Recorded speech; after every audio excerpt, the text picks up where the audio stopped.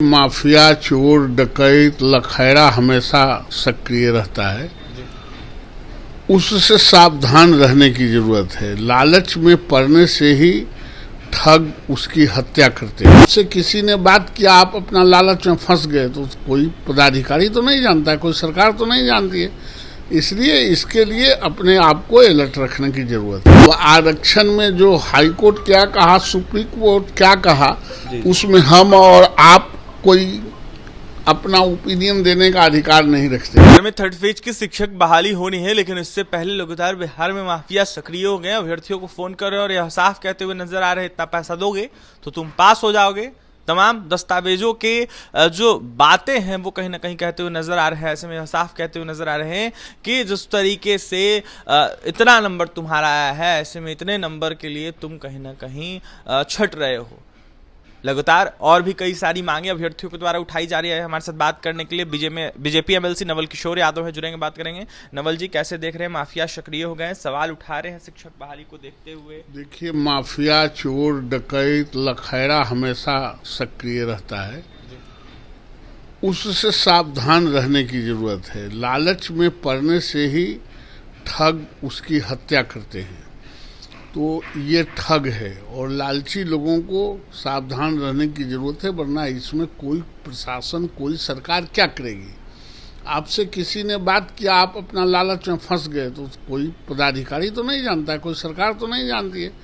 इसलिए इसके लिए अपने आप को अलर्ट रखने की जरूरत है। लगातार वन कैंडिडेट वन रिजल्ट की मांग कर रहे हैं अभ्यर्थी, इसको लेकर क्या कहिएगा? अभ्यर्थी जो मांग करेंगे सब वही नहीं ना होता है। सिस्टम अपना काम करती है और सिस्टम को जो सूट करेगा, जो सिस्टम जिस तरह से करते आ रहा है उस तरह से होता है, उसी तरह से होगा। ओएमआर जारी अभी तक नहीं हुआ है नवल जी। फर्स्ट और सेकंड फेज की बहाली को देखते हुए ओएमआर तुरंत जारी कर दिया गया था परीक्षा के बाद, इसको लेकर भी अब सवाल उठने लगे। निश्चित रूप से हम भी बाहर थे, रात ही आए हैं, देखते हैं, इस पर पहल करेंगे। आरक्षण का मुद्दा सुप्रीम कोर्ट में चल रहा है। ऐसे में आरक्षण को लेकर नवल किशोर यादव क्या कहेंगे? जिस तरीके से आरक्षण नीति लागू होगी क्या थर्ड फेज की बहाली को देखते हुए?